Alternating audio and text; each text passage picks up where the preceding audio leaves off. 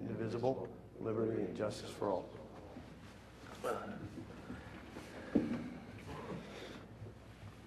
Well, thank you all for coming out tonight. I guess the thought was to try and call a special meeting with the project that is at hand that's been discussed for the last several months. I'm not 100% sure whether or not it will be on the agenda for Monday. I guess that's still to be determined, but I thought it would be good to give the board a chance to get together and discuss some of their thoughts, some of the issues that have been brought up, and also give the public an opportunity to come out and voice some of their opinions prior to the Board of Commissioners meeting, so that the commissioners have a sense of what the community feels, as well as what the Parks and Rec Board feels with regards to this project, and that they weren't necessarily getting hit with all the thoughts and opinions the night of the potential vote or being brought to the floor. That being said, anybody on the Parks Board have any thoughts or as far as kicking off our discussions?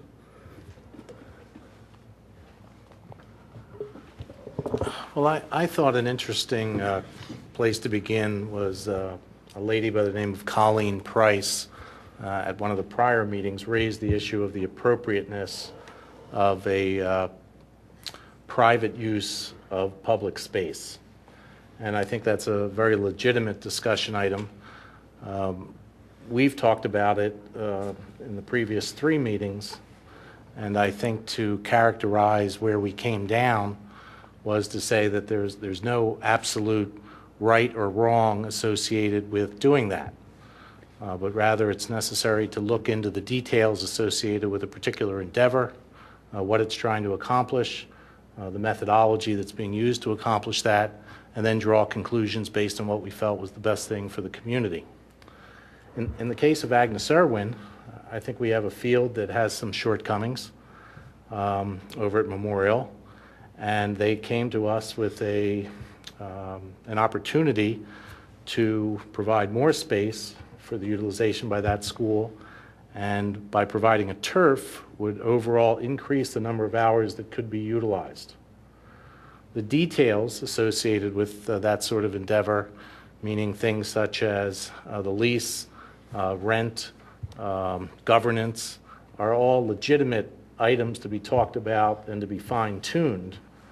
But based on the overall concept, I think we came to a conclusion that this was a legitimate use of public space, with the intent that it would not only provide more opportunity to use Memorial Field for the public at large, but also be able to satisfy the needs of a constituency, Agnes Irwin, within the community that does things for our children, and it would be a win-win for all the stakeholders involved. So I felt with that litmus test associated, that is it an appropriate use of a public space by a private enterprise or a private organization, I thought the answer was yes. Anybody have any thoughts? I'd like to agree with you. I think it's not just for Agnes Irwin's use. I mean, the public still has access to the field. Agnes Irwin will use it at a certain times, but other than that, Radnor Township's using it, or it's open to the public for use. So I don't think it's just taking public land and giving it over for private use. Yeah, I mean, to piggyback off what you're indicating, I think that with installation of the lights, it certainly increases the ability to use that field, and I think that if we were to break down the actual percentages of what Agnes Irwin's usage would be versus what the township is being offered or afforded, I think that folks might be interested, or would be surprised to see of what the availability to the township as far as use would actually be. So But yeah, I think we agree that overall it's a win-win for both Agnes Irwin and for the township. Anybody in the audience have any thoughts on that topic? Fenton, I just wanted to add one thing. Yeah. And I agree with Mike and your comments. It is win-win, but I don't want to lose sight also that Agnes Irwin has been a good neighbor, and I think $25,000 worth of fees have been waived to the township for use by our various groups here by Agnes Irwin over the years. So again, not to be trite, but I see it as a real win-win situation what they're proposing, and I think the latest drafts have addressed the concerns that were brought both by members of this committee and also the public in addressing some of those, so in favor of it.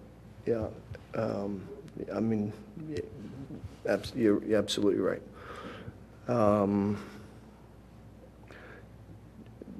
guess as far as the lease itself, does anybody have any thoughts or comments regarding the actual lease itself as it's written now, whether it be for terms, whether it be things that are in, whether things that are not in, as far as the lease itself?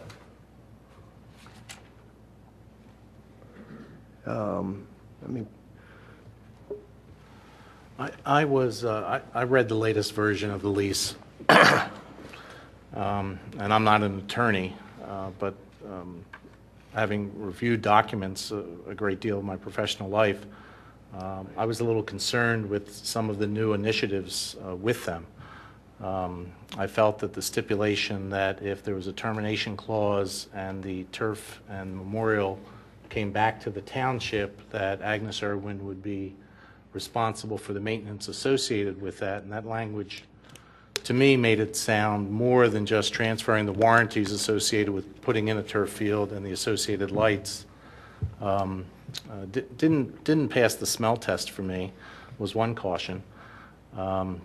Two, I think with regard to the dollars associated, I think to go above $25,000 is onerous. I wonder if the dollar amount is either a substitution for what an entity would need to go out to secure that number of hours of field utilization, much that we go with various institutions that we pay for Radnor Township to use, or if it was an effort just to kind of push the financial viability of the project to a point that Agnes Irwin would say, no, we just can't on dollars and cents make that work. So I felt that while there were a number of good additions to the latest version, I felt that there were two major items that caused me to have some concerns that would be an agreement that would be acceptable by both parties. What would anyone on the board feel as far as maybe putting in place that for the term of the lease, continued use of the Agnes Irwin gym space as a trade for the Radnor Rec basketball program?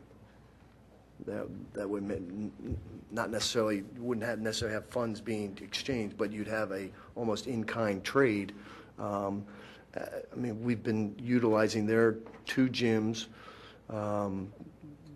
6 days a week, maybe 7, and probably for the last 15 years. I'm sure Bob Nicholas could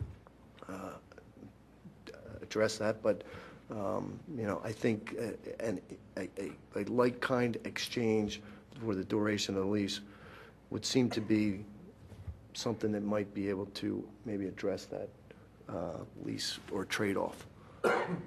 Do we currently know the status of the lease? I mean, is it at the point now where it's been negotiated by both sides and it's just a matter of being finalized next week? If so, then maybe we shouldn't be going into the terms of the lease and just talking about the concept and whole. Well, I agree with you, Tom, that we shouldn't be doing it. It's best not to try to do those things in public, I would Right. agree. However, the dialogue at the commissioners' meeting and talking about the terms, I think, has already done that. And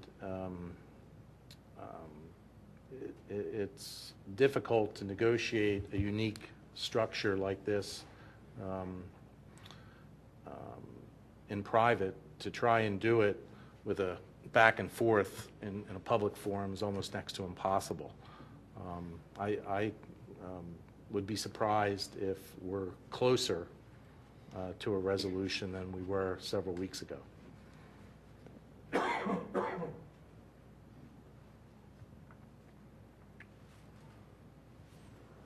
Do we have any input from staff on that? I think there are points within the lease that are still being negotiated. I'm unaware of a new working of the lease as far as a new draft, but I think there are some points that are stated within the lease that I think that the township and Agnes Irwin still have to agree upon.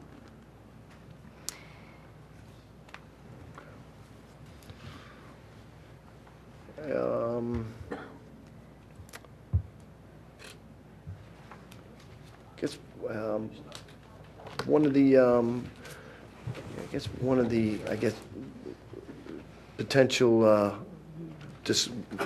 items to potentially be discussed would be what are the alternatives with Radnor Memorial in the event that the lease does not go through, or the project does not go through. I mean, what thoughts on what needs to happen either from the township standpoint or as far as the field in itself, because I think we would all agree that it's not necessarily a viable field for the majority of some of the sports groups that are within the township that are using the other fields.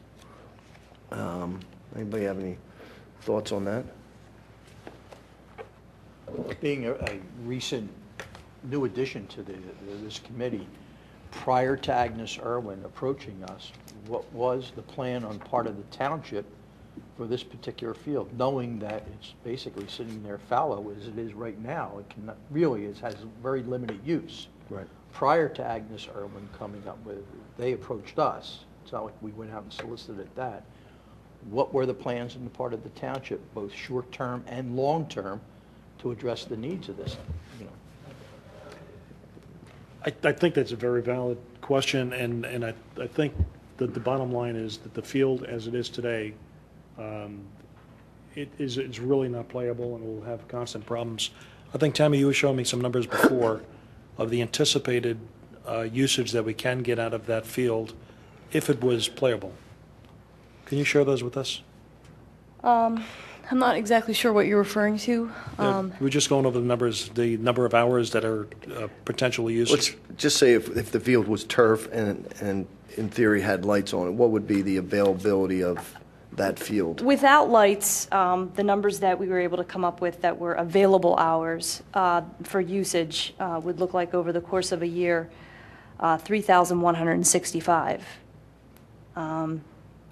And that would be total daylight hours, basically, over the course of a year, less the time that kids are in school, so less the school day. Just curiously, do you have it with what lights does to that? I unfortunately do not have that. But adds significant. Absolutely. I mean, at least 3 hours a day. Yeah. And of those available hours over the past year, approximately how much? Your mic's up. Thank you. Over the past year, approximately of those available hours, what was the utilization? We had It seemed to me that it might- 613 over the course of 2010. Because we had it closed for a while. We had some groups that have chosen not to use it to go elsewhere because of its playability. And part of that playability is that in that section over by Carroll, where the salt pile was, you have about a 2 to 3 inch drop from turf to dirt. And I'm always amazed that not even weeds grow into that space. So for some utilization of small kids, small-sided games, working around that, or even with that, that's acceptable. I've coached, I think it was 8, 9-year-olds on that field with the bad turf, and you can work around it. If you put middle schoolers or high schoolers on that in cleats running, you create a hazardous situation, and so there's not an interest in it being used in that fashion. Something like Frisbee that kind of doesn't have the same sort of requirements that a field space athletic event does, they can work around with it. They tend to be shorter in their sprinting and movements, so it's not as much of an impact. But for a field hockey game, for a soccer game, for a lacrosse game, that is not a usable field without the risk of injury for middle schoolers and up. Now, we do have programs for younger kids that I suspect has been the majority of those hours. And the question is that satisfactory? One of the things that I think has been interesting in the dialogue is the discussion of ultimate Frisbee or St. Catherine's on the ground. And from my standpoint, that's not the right discussion. It's not, should these kids be using it or should those kids be using it? It more illustrates that there's not enough time and enough fields so that everybody can use it.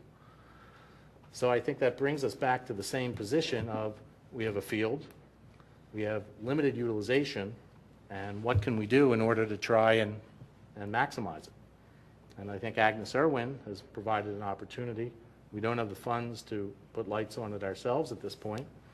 We can continue as is to answer Fenton's question about what do we do. We can either stay the course of what we're doing, or we can look for an innovative solution. If it doesn't work now, I suspect we'll probably come back to this in 2 to 3 years and say, well, we still have a problem with that field, and we still have groups that want to use field space.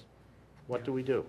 I think those numbers are dramatic. I mean, we use it for 600 hours, and we have a potential of 3,100 daylight hours to utilize it.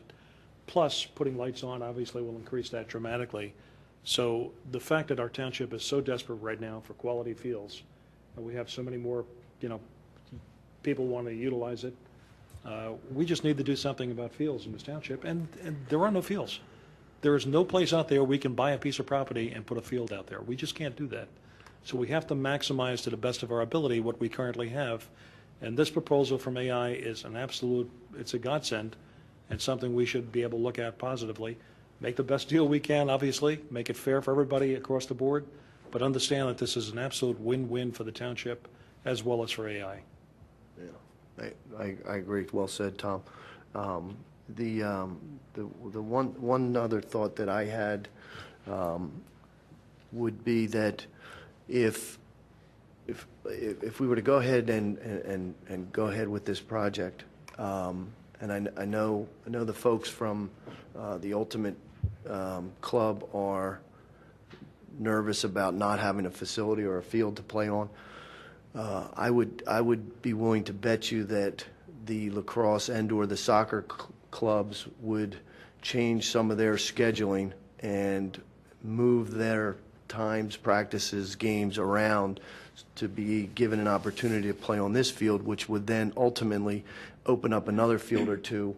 And I also think that would potentially put a less strenuous event on some of the other fields that we have, thus making some of our other fields maybe a little bit in better condition and in better shape. So that's just a little food for thought for potentially an idea that I wanted to throw out there. Yes, Brucey. Sorry I was late. No, it's all right. We're glad to have you. Thank you. The Ultimate Frisbee team has not been guaranteed a field.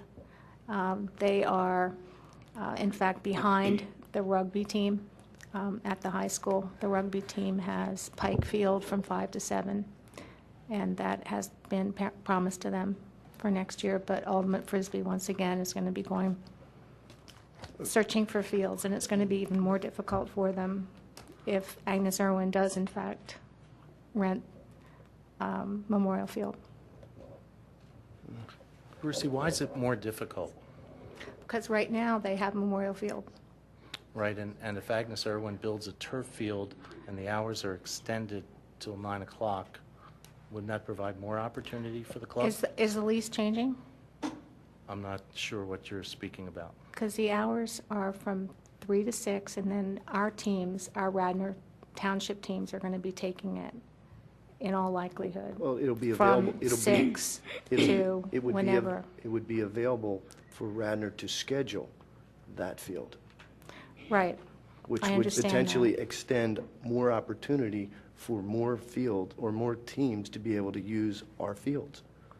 More teams, yes, but at the last P&R meeting, you told me that our teams, your teams, Radnor Township teams, were not the high school teams, and didn't the high school have a responsibility for scheduling To some its degree, teams? to some degree. And yes, indeed, they are trying to do that.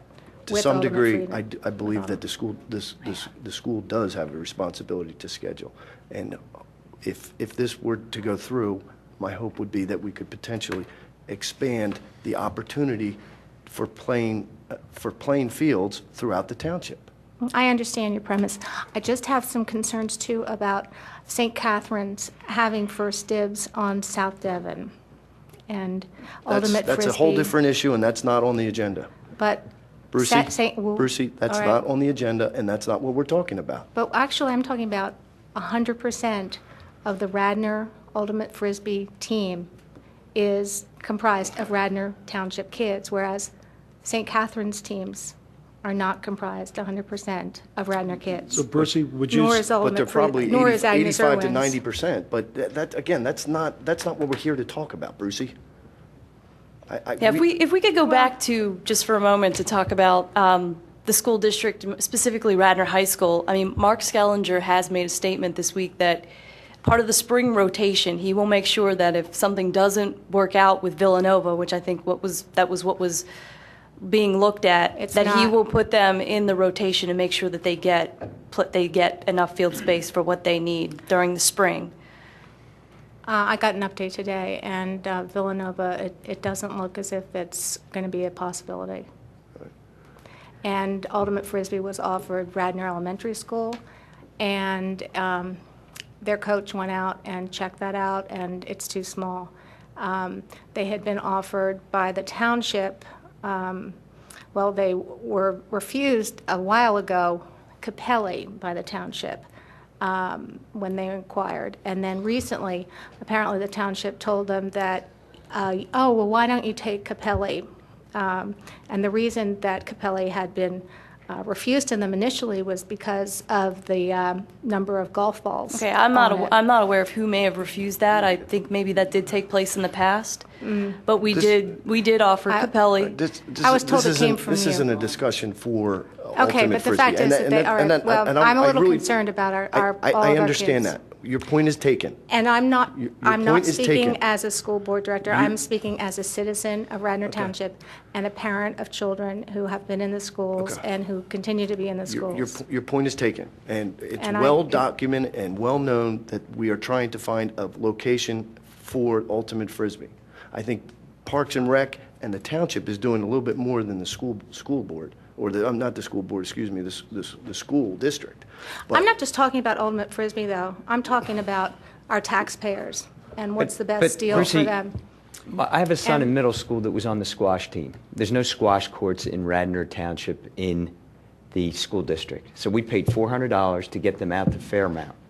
We found a place to go. 40 kids went out there, paid $400 and played squash. So maybe some of the parents of the Ultimate Frisbee can find another field, maybe in another township, maybe pay some extra money or something. I don't know. I mean, but Well, they to were hold up told- one field because one team, which the school district, I believe, should be scheduling this, not Radnor Township, and we probably shouldn't even be discussing it here, but I don't understand that rationale. I mean, Lower Merion goes to Fairmount Park. Right, well, they were told that Again, this is St. not- Catherine's pays, this is not- doesn't pay. The last, one of our Brucey, last meetings, Brucey, Tammy told me that St. Brucey, Catherine's this is does not not about- pay. I'm talking, that St. This is Catherine's not- but does it's not not again- pay not about the for agenda. South Devon. But then, somebody from Ultimate Frisbee asked Tammy, and again, and she said, oh yeah, they do, there's some lease, there's a permit now. No, that's there is been- no, Bruce, nobody Is there- pays for use of the field. is there a The permit only that's- fee that had been in place was the field maintenance fee for 2010. Okay. Which is not on the 2011 fee schedule, so that is not something that's collected from anyone. All right, but St. Catherine's does not pay St. and will Catherine not did pay it, they did pay it in 2010. They did, okay. 'cause Well, that- For I the think field it's usage that they had. I think Just it's as the important- all of the community sports programs did as well.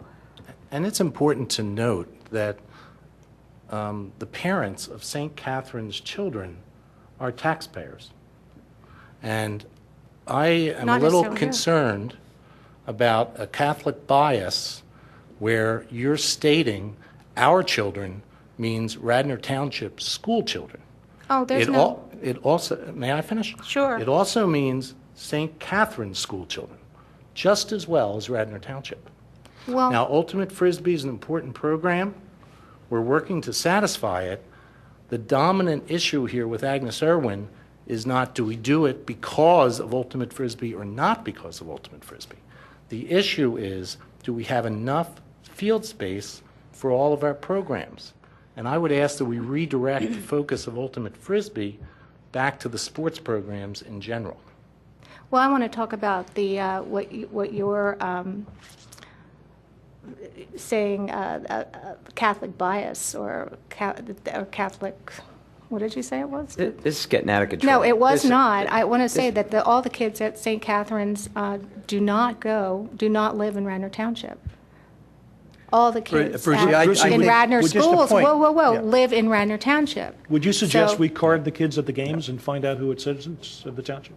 Pardon me? Would you suggest that we go to a game at, a practice of a St. Catherine's team and say, okay, let me see your cards, let me find out who's exact resident? Tom, If you're not a you resident, know should be on this very, field. very well. Brucey, I had 5 kids that have That's played St. not- Catherine's as well as Radnor sports. I over the years. understand, but I also know that there are kids at St. Catherine's that live in, all over the place. Sure live they in do, Bryn Brucey. The Mawr, vast majority of them they're- live in the township. Well, but You know, not the argument, I have to agree, Fenton, we're moving off. Sorry. the- Yeah, Anyway. But I think what you're mentioning, and I just would like to say, look, I am a strong supporter of the priority should be to the township children. Yes, okay, thank you. regardless, okay? Even though my kids may have gone where they could have gone to St. Catherine's, they went to Radnor Middle School and so on. But I think this goes back, and we should be able to talk about this, sans identifying a particular institution using our facilities. And that goes back to policies and procedures that are established in this township for use of the fields, whether it's by Agnes Irwin, or by St. Catherine's, or by Radnor Middle School. That should be the focus, to see what the policy and procedure is for allotting field use, regardless of the school that one's identified with. Because I am sure that if I went over and looked at Agnes Irwin's, their roster of students, they're not all Radnor No, they're Township not. kids. Right, I okay? know. But they use the fields, too. Yeah. So we have to have, level the playing field for everyone and look at the policy and procedure for use of township facilities, okay?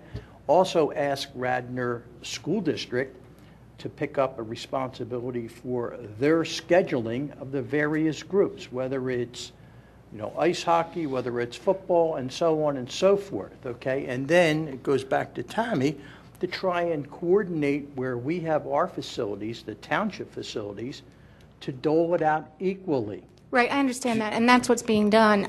But there's been an MOA, the Memorandum of Understanding, or MOU, all these years between these different Can I just interject something? constituencies And then or I want constituents. to pull it back into And what we're here to talk I don't about. think there's anything in writing about exchange of field space Can And I just? courts. Is that true? Is there anything in writing? Can I interject, please?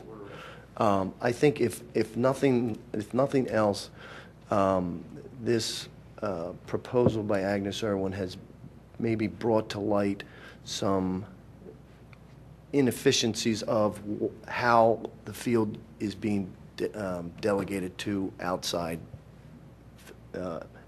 organizations, entities, and I think that that has just evolved over the course of the years. And I think that if nothing else, that maybe this will bring to light and give us an opportunity to take a look at how the fields are being used, who's using them, and that maybe that we need to reevaluate and maybe better dictate who's using our fields and when.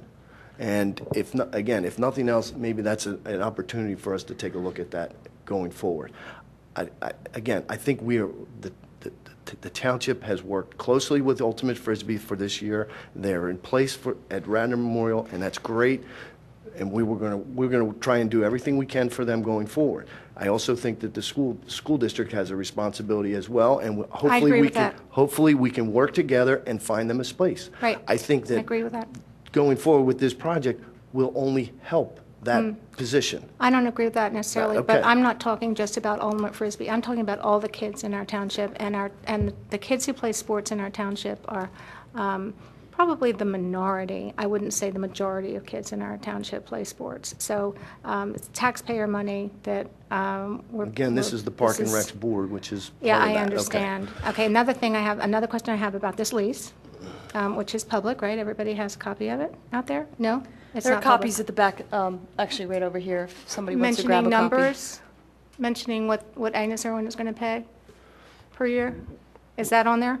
Yes. Because it was $1, and now, the last time I saw it, or the copy that I have, the most recent copy, they're to pay We $25,000 touched a on year. this earlier. Okay, but what I want to say is that there's nothing, no discussion about whether or not the township is going to have to pay some kind of an exchange for what Agnes Irwin has been giving us for free Correct. in their gyms for our basketball Correct. programs. So My suggestion was to, my point is sorry. that 25,000 per year, will 25,000 per year from Agnes Irwin turn into, over the 15-year span for the lease, an exchange of, not exchange, but $25,000 from the township to Irwin, so it would be a wash, is what I'm trying to say. And I'm just wondering what the thought is behind this 25,000.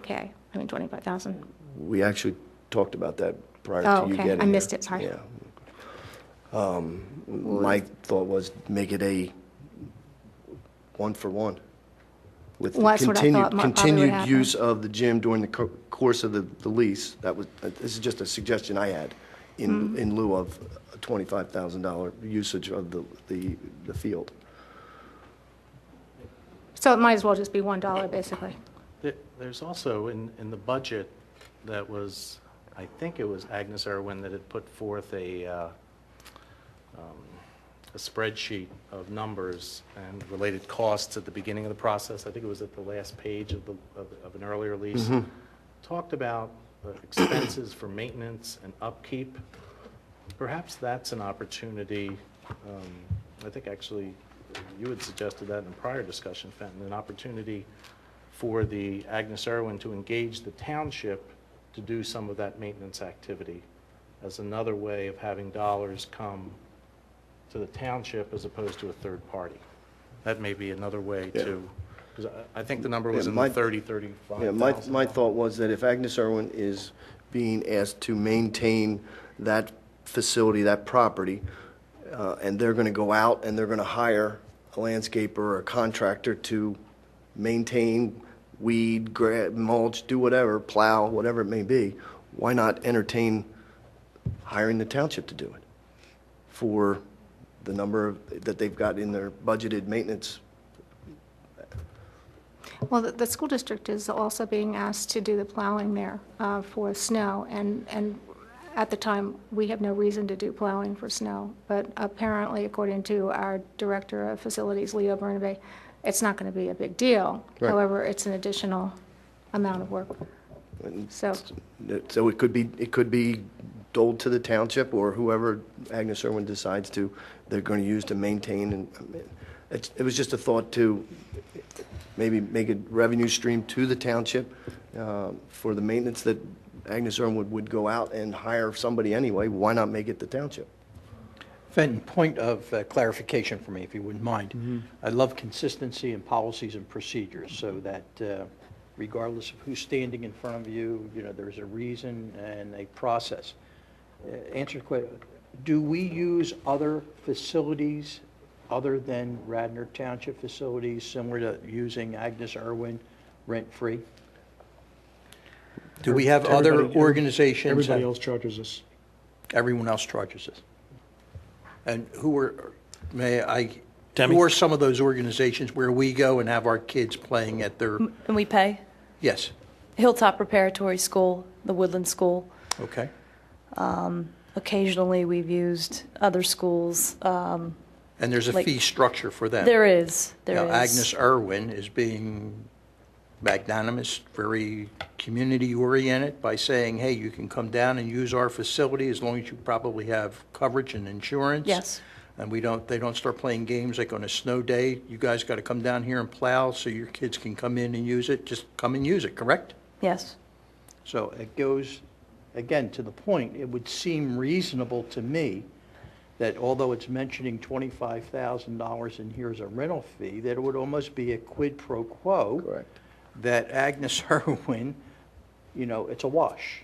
Correct. That seems fair. It seems, at least my test of reasoning, it would seem reasonable. The township, the school district owns Emlyn Tunnel. Yes. Correct. Does the township lease it? Yep. Yes. Who said yep? Okay. And then the township in turn gives it to Agnes Irwin to play on? Is that true? They do use it, yes. They do? Okay. All right. They've occasionally used Ditmar as well. And and some of our community sports organizations have used their fields as well for Little League. Okay. Well, I don't know how okay that is, but how long have they, this has been sort of a standing practice for years, I guess? Yeah. It has been, I believe, since I came. Probably long before that, and that was 1999. Okay. I'm not aware of the roots of the relationship on how it started. Maybe someone else who's here could speak to that, but All right. ever since I've been aware, that's been taking place. Okay. And I just want to really make it clear that I'm here, I'm the representative from the school district to the Parks and Rec Board. So I'm blurring these lines tremendously. I've been speaking as a taxpayer, as a concerned citizen, and as a parent, as I said, of kids who have been in the schools and are in the schools. And my position as a school board director is to protect the interests of our school district, which I think probably are protected in this lease, although I'm not 100% sure. I just wanted to make that clear. Thank you. Why don't we open it up to the audience and ask for anybody who's interested in coming forward to present their thoughts or ideas or comments. We'd love to entertain that.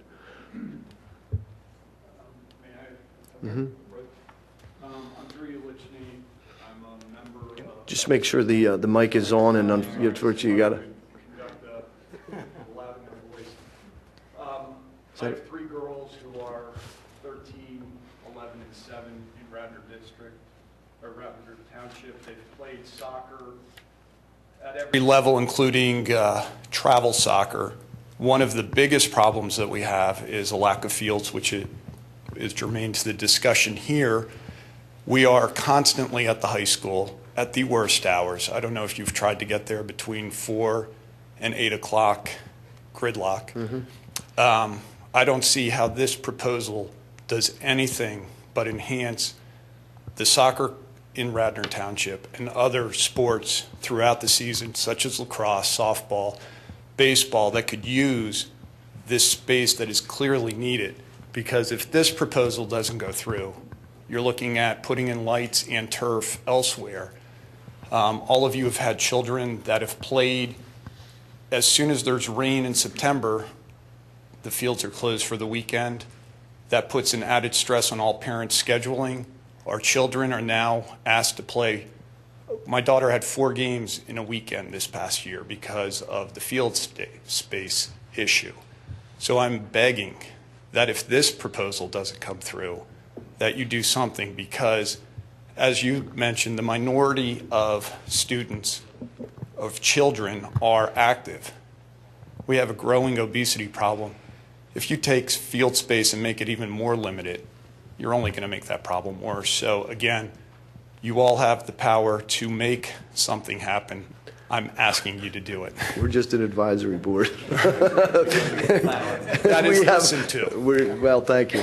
Drew, Thank you. I know that you're a physician, and I'm also aware that you're, I've met you at your sister's house, who lives across the street from me, and your kids go to Irwin's, don't they? They do. Yeah. But they also play Radnor. I know, I understand. Yeah, thank you. And I too am concerned about the obesity rate of children, and I would like them to be more active. Other comments?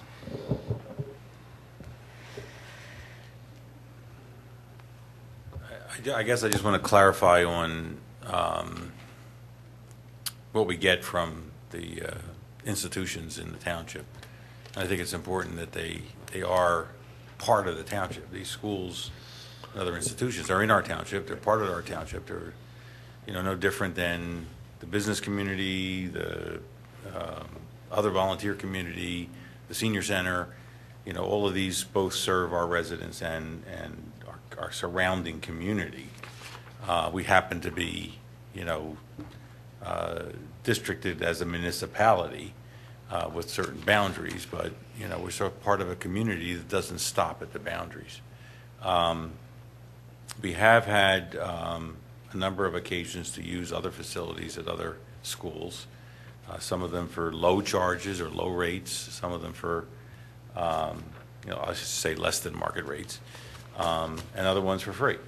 Agnes Irwin has consistently, for more than 10 years, probably more than 15 years, I think I just looked it up, and it was back at least to 98, and I think it predates 98 as well, where they've had 2 gymnasiums. They've given us everything that's available. They had other users in there, and because we were good users, they've asked the other users to go on and given it to us, given those nights to us.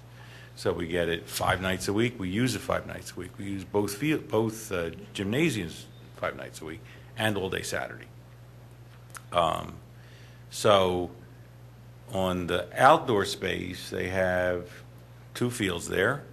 We use one of them in the spring, every spring, for softball. And sometimes we put 2 teams there because we're scrapped for field space. So we'll put a younger team where there's no baseball diamond, and then we'll put an older team where there's a baseball diamond. And then as other fields, and we start going into games, we spread them out some more. But we've been doing that for at least, on the order of 10 years at least. We've also gotten a little bit of space from Villanova.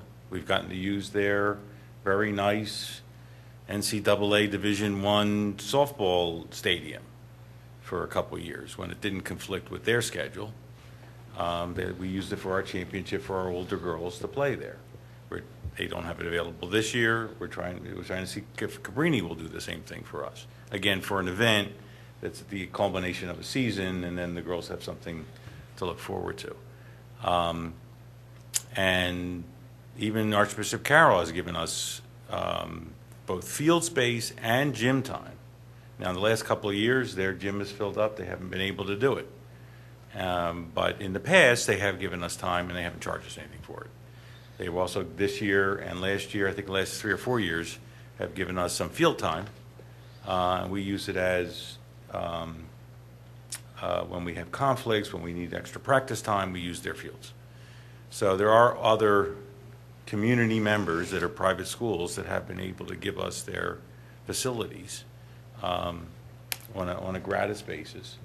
And Agnes Irwin, if you try to quantify it, Agnes Irwin has by far been giving us the most time, the most years, the most number of hours, both indoor and outdoor.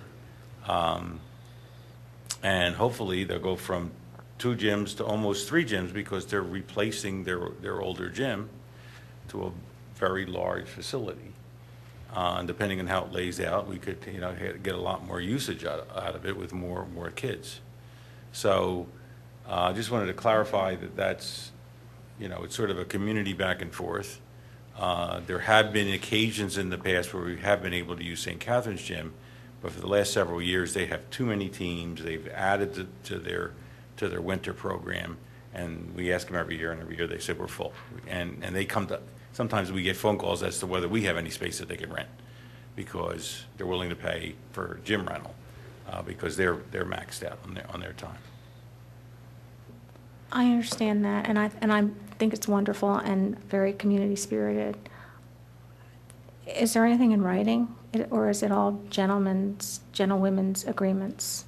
Well, as far as using their Well, facilities, their facilities, but we they're, give them insurance certificates. and they're It's using year to our, year. It's year to year. and they're using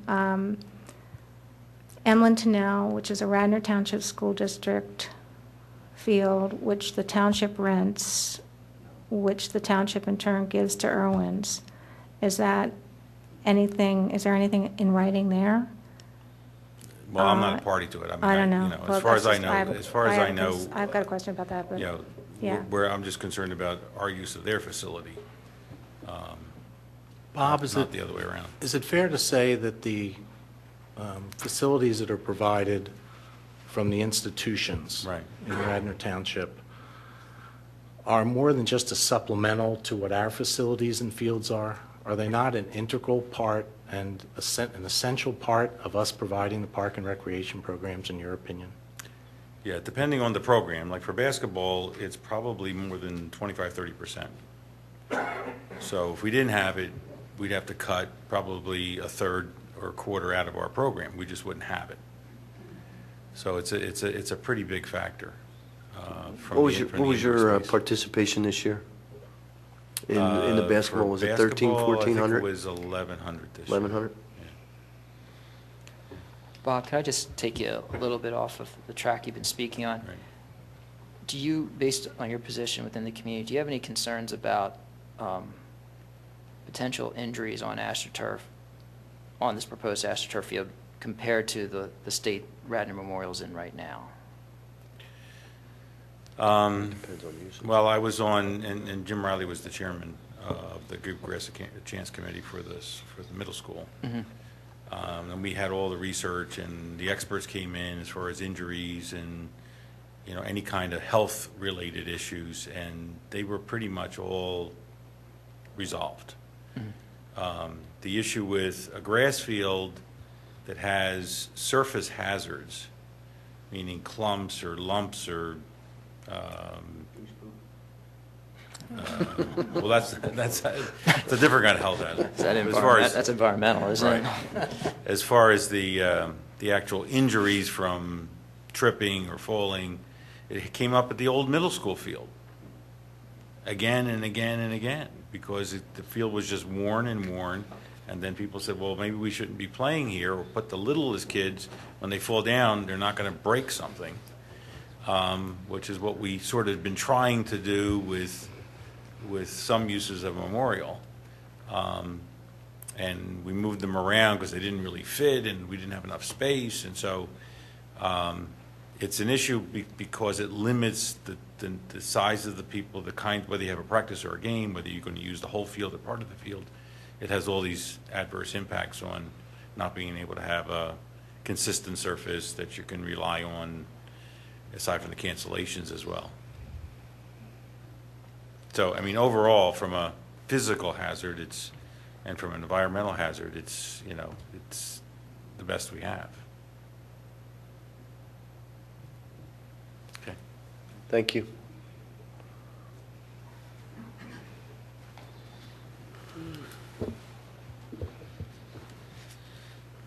Good evening.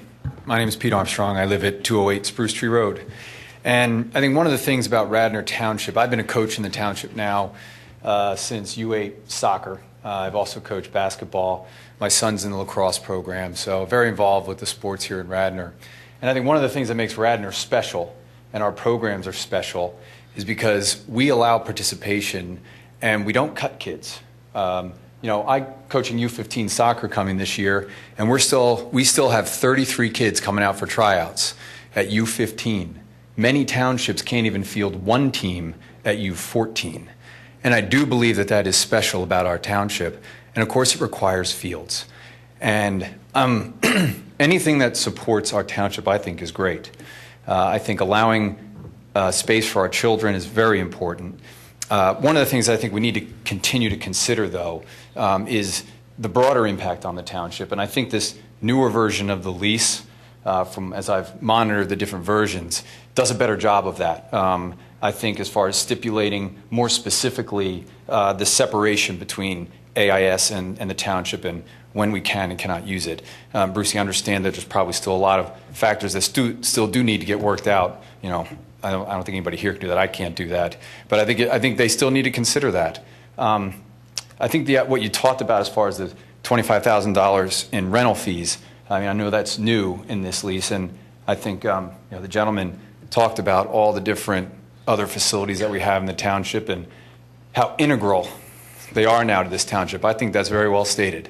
I think a lot of our programs could not function without our partners in the township, and I think that's very important. But I think related to the $25,000, if it is something that we're going to accept now, or if we are going to do a quid pro quo kind of arrangement, I would just be careful about locking us legally into some kind of binding agreement. If for whatever reason, in the future, it turns out that we don't need to ask for their facility and we're locked into some kind of arrangement where now we do have to continue to pay them even though we're not using the facility. So I just, I ask you to consider that or take that under advisement. And the other aspect of the lease that I see is a stipulation in the end about replacing the turf field and I think the bond or some kind of a agreement that says that Agnes Irwin will remove the turf field. My question is, what then? Is there a cost in there to put grass back? Is the field just going to be left dirt? I think it's to put it back as a grass field. Okay. I didn't see that explicitly stated in the agreement. That's all that I was wondering, and then that seems sufficient to me. So thank you for the public discussion. First off, it's nice to see the details public and able to discuss them. And thank you for your service. Thank you. Tammy, what's it cost us to maintain that field over there as it sits now? The field specifically, or the park complex? I guess the field and the park complex total. I mean, the entire park complex is approximately $53,300 annually. Per year, okay, and Per then just year. the field itself. And just the field itself, everything inside the black fencing is approximately $21,000. So are we thinking if they go in and they do what they're supposed, we go through with the lease and that, what's the reduction in our costs on an annual basis? I don't know that number precisely, but I would have to say it's probably somewhere in the $20,000 to $25,000 range. In addition to that, in order for our field to be playable, if I'm not mistaken, there's a number somewhere in the neighborhood about $50,000 that we have to put into it to make it a viable field in grass at this point. And shut it down. And that's still iffy. And shut it down for a period of time. Right. Shut it down, and then it will still be iffy whether or not that'll take. I think if we're going to do a seating arrangement, somewhere between $40,000 to $50,000, I think Paul had discussed. I Right. don't want to hold him to that number, but I think that was the number that was talked about. If we were to resod the field, I think we're looking somewhere in the $150,000 to $200,000 range Oh, my to do that. Does that include taking out dirt? I mean, because isn't that the problem? A lot of the problem is having the salt in the dirt at this point. Possibly, yeah. I think we'd have to investigate That's what it. Paul was My talking sense is that's probably an educated guesstimate. on Have we what- gotten more than one estimate for this, $40,000 to $50,000 just to seed that That's not a field? precise I estimate. think they're just guesstimates as to what Yeah. it would cost to Cost the bring the township. field back into playable condition for other sports community groups that are not using it currently. Well, how And come Radnor, how come Ultimate Frisbee can play on it now really well, and so can Agnes Irwin play on it really well now? Yeah, I think it's based on the nature of the It's a- sport. it's a Agnes different Irwin's sport. not I mean, I on think Radnor it's- Memorial. you know, Pardon me? Agnes Irwin's not on Agnes. Agnes Irwin doesn't No, play on St. Radnor Catherine's has a Memorial. St. couple Catherine's games. is on They have a Agnes- couple games, and they on, have there. no other alternative, as my And they're doing understanding. well on that, though. It's okay for them, though.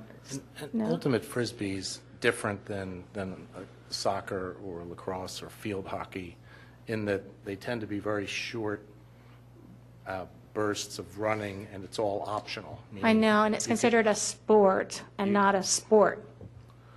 Well, I think part of that is that it plays both in spring and fall, and generally PIAA sports have a select season. So I think it's more in that club sport area than being a sport. But Fenton and I took some time to watch Ultimate Frisbee, and the nature of it is that you can avoid an area. You don't need to always move up and down. You're kind of moving around, throwing the Frisbee, so the ability to avoid the hazardous spots is easier than with a game of soccer or lacrosse or field hockey. While you're looking up in the air for where the Frisbee is? Is there any other, You're going to, and now they're offering this Capelli where all the golf balls are? is there any Well, other they're public gonna be breaking participation? their ankles. I don't know much about Ultimate Frisbee, but I'm sure it's great for the kids. My name is Rich McGuckin. Thank you for the opportunity to speak with everybody. I do not live in Radnor Township. However, my company, Brandywine Realty Trust, owns a large tract of land catty-corner to that site. It's called the Radnor Corporate Center. It's approximately 750,000 square feet of office space. We are absolutely a full proponent of doing this concept. However, we are concerned about the implications for traffic and some of the other esoteric items that would be impacted by that. We don't want to be a disruption. We just want to fully understand what's going on. Tammy, we did send you a letter stating that we did want to cooperate. However, we unfortunately had to retract that letter once we fully understood what the lease was. By no means do we want to stop this process. We just want to make sure that when it happens, and I hope it does, that we're very cognizant of the various factors that impact our business. Our business is a business where we cater to clientele, business users that are in that park basically from, call it 7:30 till about 6:30 at night. So obviously traffic is a major concern. The other concern is vagrancies, issues with regards to loitering and that type of thing, potentially damaging vehicles or even buildings, because we've had issues with that. Not that I think anybody from Agnes Irwin would do that, but again, you never know with a public environment. The other true concern that we have, and it's probably the main reason why you want to do this, is the fact that you're able to go and utilize these fields for much more time than you would normally use. Again, we want the kids out there. We think it's a great environment. We actually love having our buildings there in the financial center overlooking the high school. A lot of our tenants have kids in those schools, and I personally know several parents at Agnes Irwin. And again, I want to reiterate, it's not our goal to stop it. However, the lighting impact is that it's going to have a detrimental effect on our buildings and our presence there. So we'd like to have a full understanding of what that lighting would consist of before it's fully approved, so that we know that it will not mar, impact, affect whatever our project. And again, we also are giving ourselves the opportunity to talk more in depth with our tenant base, because at issue is really the traffic. That's the most problematic issue that we see. And we think that if we can handle it right, and that's not just because of the new introduction of Agnes Irwin or even utilization of the field, but it's existing ingress and egress that exists there today. So we'd like to help jointly to try to understand what this process is and try to make this work. One of the things we talked about was trying to limit the hours of operation with regards to games. Games would require not only the kids there, but also the parents with the additional cars. The thought was if we could kind of put that in a certain period of time in the evening where it doesn't impact the rush hour traffic, maybe sometime after 6 o'clock, which I see there was some language in there. With regards to the practice, we're happy that the students will be brought in by bus. The other big concern that we had in reviewing the document, again, I don't know whether I have the current public document, but this is what I saw today, is Radnor's ability to have other events there. On the weekends, have at it. we don't care. Honestly, you can do whatever you want, when you want. It's just we're concerned during those business hours and what that implication would be, again, to our tenants coming in and out. Because ultimately, the last thing, again, we want to be a good citizen and good neighbors, is having it have an implication on our business, which essentially is leasing space and occupying space, because as we all know, it's good for the taxes, and that's the most important thing. So I just want to make that general statement. We're not adamantly adverse to it. However, we just want to understand it better. So we're going to spend a little bit more time with, I guess, the engineers and the designers and that type of thing. Okay? Thank you for the opportunity. Thank you for coming out. Can I ask a quick question? Yep. I believe, that I went through this, but I admit I went through it very quickly for the second proposal. I believe the lights were not part of the original agreement. The lights were something that we were talking about possibly adding later on.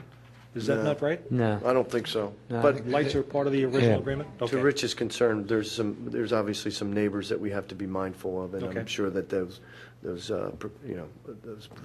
issues will be addressed, and certainly make sure that, that's not a concern.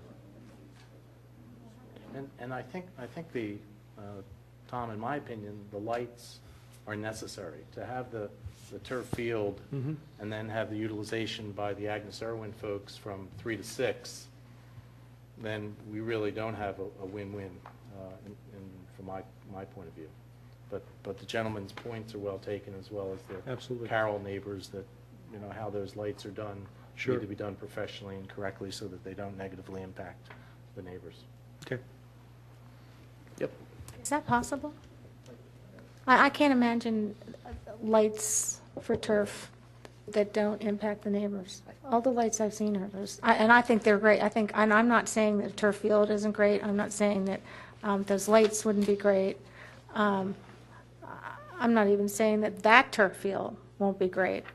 I'm just saying I'd never heard of lights on a turf field that did not glow Well, the lights, beyond. the lights where at, there's, the lights at Radnor Chester Road don't impact neighbors negatively. what I- neighbors are there, though? Well, they're office buildings. Well, who And, lives there? well, neighbors can be others than people living in houses. Neighbors can be. But they're gone at night. Exactly. Archbishop Carroll's a neighbor, Brandywine is a neighbor. Well, We they're- need to take those into consideration. I think we're talking about Harford Road. That's, I Is think it- those is it people are a Hare little or concerned, or Harford? Hare, or whatever, Harford Road, or, It's certainly a Yeah. concern, and it's certainly going to And- be addressed by, is it design review or whatever board? I mean, I think the Okay. lease provides that the lights, I'm looking at page 5, paragraph F, installing and maintaining field lighting in accordance with IESNA Lighting Handbook 9th edition. So, I mean, I think there's some standards, obviously. Absolutely. That have to be maintained. I'm sure we're not the first to have neighbors be concerned about overspill. Yes. Hi, Sarah Armstrong, Radnor resident. First, thank you very much. I know it's been a lot of work and appreciate all that. And the new lease really looks like we're going to have a win-win here. Being the numbers person, the one thing that I would recommend to try to get more people on board with the concept is a summary or really nicely put together financial model for the citizens to understand. I've attended a lot of these meetings, the commissioner meetings, and constantly numbers pop up, but there's nothing put on paper that I think would convince people that this is a very good deal for the taxpayers, because I also look at it from that perspective as well. But thank you for all your hard work, and I know it's really coming together nicely, so thank you. Thank you. The township staff have been working on that financial detail, and that will be provided at the Board of Commissioners meeting. I do think that would help a lot of the Radnor Absolutely. residents that may have some trepidation about this. I think that having the annual lease amount now makes a big difference to a lot of people. And I would reiterate that I do think it's a good idea that even if Agnes Irwin does decide to charge us now to use their facilities, $25,000, we should still have in our lease that they pay us $25,000, because 10 years from now there could be a private entity that we want to use and they only charge $15,000. So I do think that's a good idea to have the numbers in the lease. So thank you very much. Thank you. Thanks. wait a second, but we're charging them $25,000, they're going to charge us $25,000, so it's going to be a wash.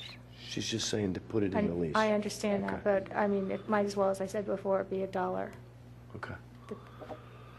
Yes.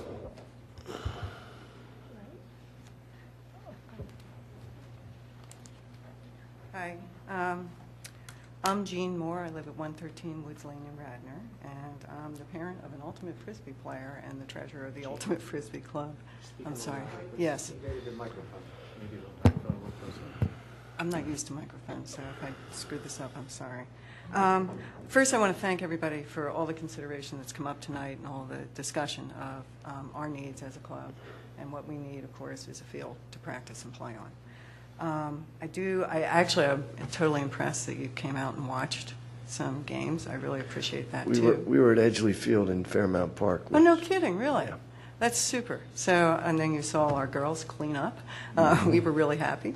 So, I would kind of disagree, though, with what you said about being able to avoid portions of the field. It's pretty much, to me, not any different from lacrosse, and I've had a lacrosse player in the family before. Well, there's not a ball on the ground and a stick. That's why I said lacrosse, so it's up in the air. Right. It's up in the air. You have to run the whole length of the field, and as Brucey pointed out, you're watching the disc while you're running. So, a seriously uneven surface is a problem for us as well. We haven't noticed the 3-inch decline you're talking about, or if we have, it's not as steep. Maybe it's gradual. I don't know. That was certainly not the case when we looked at Capelli. Capelli is on a hill. It's ridged. There are gullies. It would be a very dangerous athletic field to use right now. There are just a few other points that kind of from clarification that have come up that got discussed that we'd like to, kind of point to.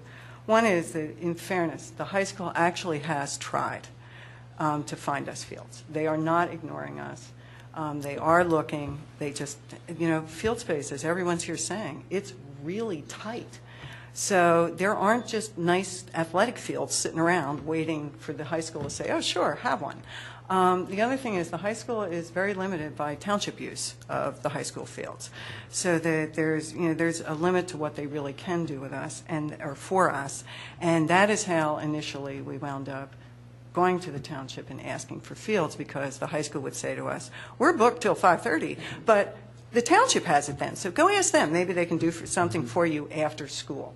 And to their credit, the folks at the township have, in fact, helped us out in several seasons.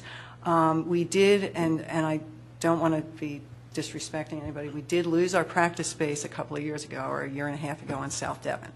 And at that point, we really went into a really mad scramble. And it's been a mad scramble up until this calendar year when, since Memorial Field was out of service, I assume pending this lease, we were told that we could use Memorial Field. And it has been truly a godsend to us, and we really thank you for, you've also been good enough to say to us that we can use it for sure till the end of the season.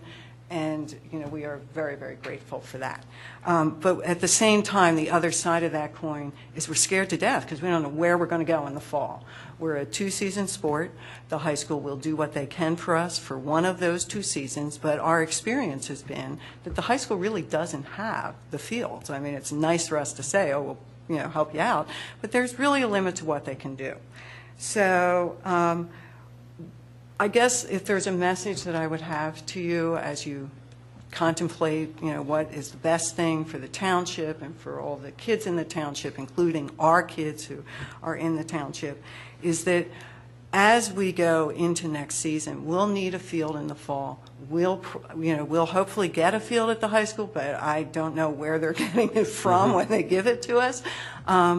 Is that as those fields free up, or as you go into your fall season, you mentioned reviewing how fields are assigned and how we decide this kind of thing.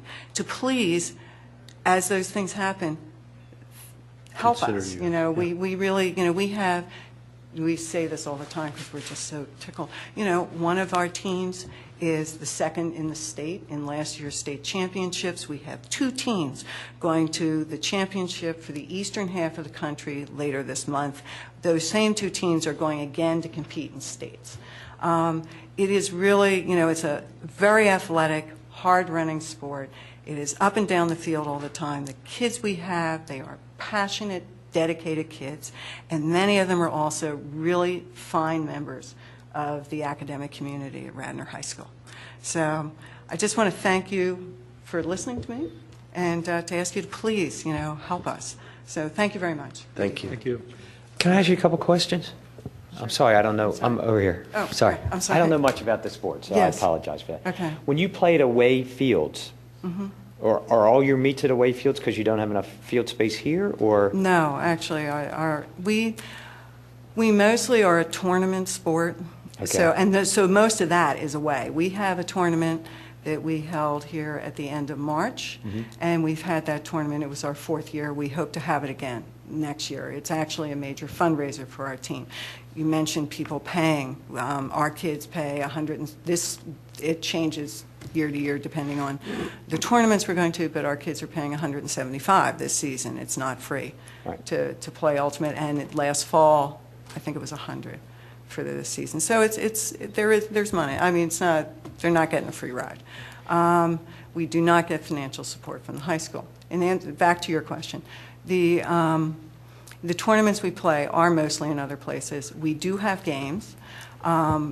We have, I don't know how many games this season. Some of them have been away, some of them are at home. So they're not all away. Do you normally play on like a football field, or? The field is, if I've got, it's 100 yards long, or it's as long as a football field, but 10 yards narrower. So on Memorial Field, we are able to have a game and still have the other 2 teams practice on the side.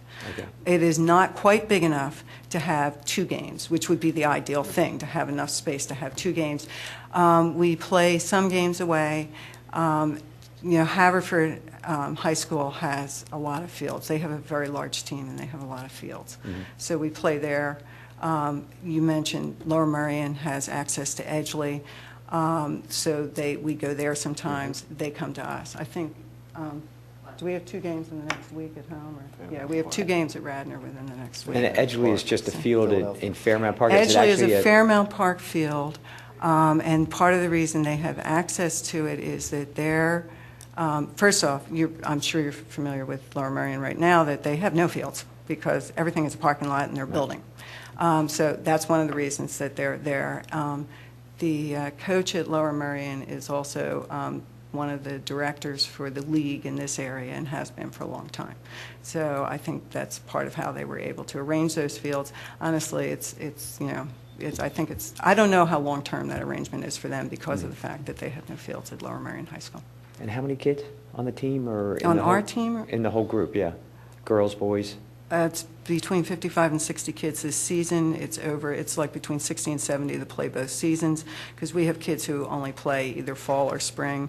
We have some kids who play soccer in the fall and play Ultimate in the spring. It is true that our principal competitive season is in the spring. It is also true that all of the championship level teams that we play have 2 seasons. I mean, if we go to being a 1-season sport, we'll just pull ourselves right out of the competitive level. So, okay. Great, thank but you. our spring season's easier, or our fall season rather, is easier. So. Thank you. Thank you. You have a varsity and a JV. We have a varsity team, a JV for boys. We have a varsity and JV team for girls. We have a single team. We are hoping to get enough players to someday have a JV, but right now we have only enough to field 1 girls team, but it's a pretty big team. So. Thank you. If I could just interject, in my capacity, what I do for a living, I travel around the country quite a bit, and Ultimate Frisbee is one of the biggest growing sports in the country. It is. It's one of the fastest growing. It's a huge club sport in college. It's really a fantastic sport. And I want you guys to know that we support it, okay? And we want to see as much activity in different sports as possible. And what we're talking about here is freeing up a couple of thousand extra hours at least of field time a year, which would give us the ability, and I think we would make a commitment to you now, we would make that concerted effort to get together, allocate fields. Maybe that'll mean moving some of the Radnor youth teams off the high school fields over to Memorial to free up some high school space there. But it can be worked out if we have more hours on fields. And that's what this gives us the opportunity to do. I really want to thank you for that, because here is the thing. Our experience has been in the past that when fields come back into service, that other people get them because they're higher, they're higher in the pecking order. That's really what it comes down to. Sure. So that's part of why Your we need the usage is a support. lot less strenuous on the fields. So to be able, Yeah, I'm not sure of that, to tell you the truth. I hear you say that, but, it's like, we're wearing cleats, and we're running up and down the field. So I would like to think that we are, but I can't, I don't know. okay. I don't know enough about field usage to really tell you. Okay. All right, Thank you very much. Thank you. So, Tom, Okay. you can commit, we can commit, you can commit tonight? No, we can't really. We can't commit We're an an actual advisory time board schedule, here. but we can commit that we will look into this and try our very, very best to work out the situation. Absolutely. And we can commit as that's the what we do as a- township that's what we do as also, a- that the township staff is committed as well to try and, even go back and reevaluate all of the field space and the way it's been allocated to try and make this work. But I think it's also important to state that, and we have a situation right now where we had underutilization at Memorial because of its condition for a long time. We have had overutilization of Ditmar, specifically Ditmar A, which, as some of you may know, is going to be temporarily shut down, or I should say, throughout most of the summer until we get to fall so that it could repair. But that's a field that has taken a big impact just because we've had to move so much time off of Memorial. But if in fact Ditmar A was open right now, that puts another field back into the mix. So just even more of an argument, though, to say if we can get turf over at Memorial, we can alleviate some of the stress on Ditmar and take a look at that. It could open up some new doors as well because it would have less stress Thank you. throughout the course of a year. To Tom's point, would you actually move, say, a sixth grade traveling soccer team in the fall off of Memorial were it turfed by Agnes Irwin and put them somewhere else so Ultimate Frisbee could play on it? I Yeah, think we we don't can know. look at it. I mean, don't that's think what we can that guarantee was it your right now. suggestion. Oh, so, absolutely. I was just saying that was an I think it's a idea. really good suggestion. I said that was an idea and the potential, so that's something we would look at. Absolutely. I think the basic idea is each sport has, it's like any household looking at money that they can spend. We have so many hours of fields, and we all need to look at the priorities and look at how many hours each sport needs, the township, the school district, and so forth, and balance the best we can. I think that's the most that we could hope for.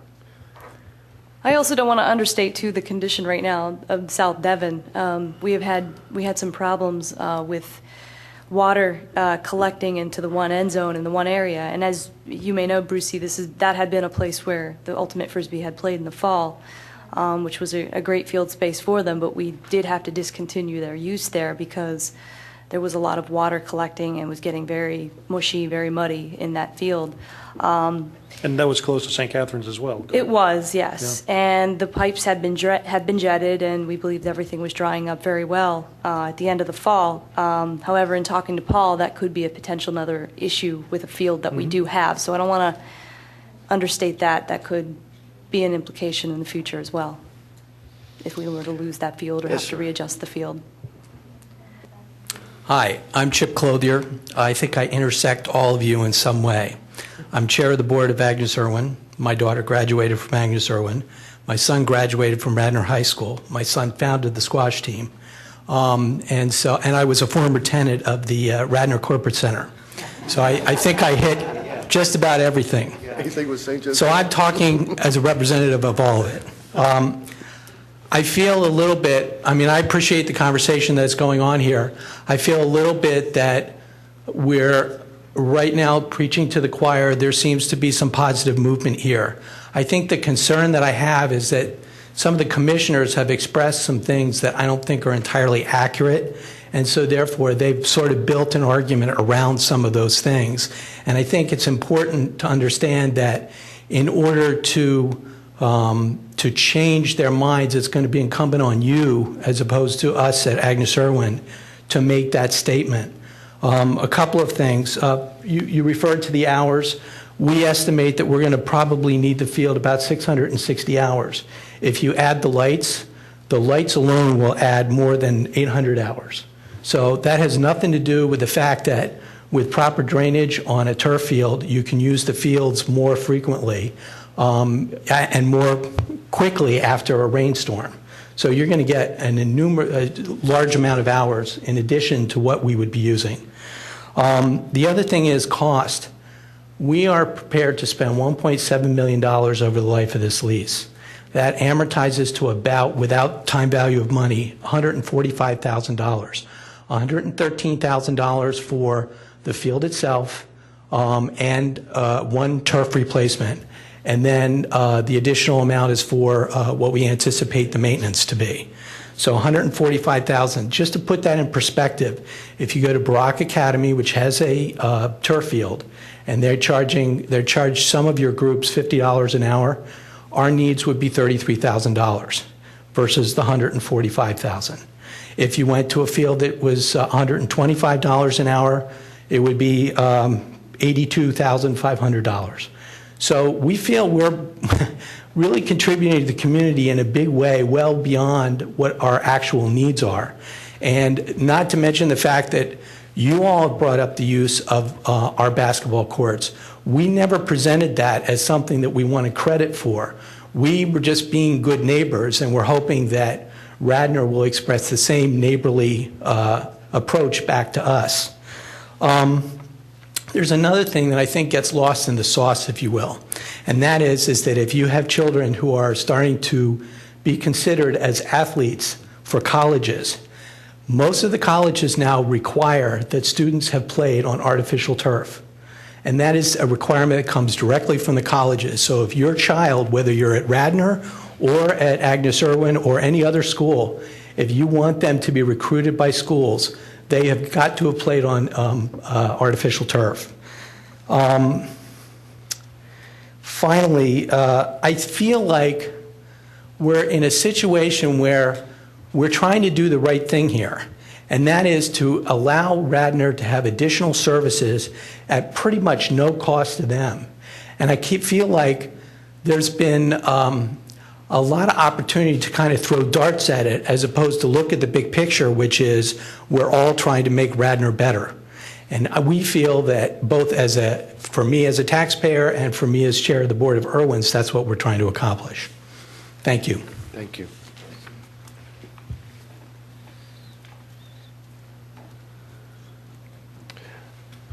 Anyone else?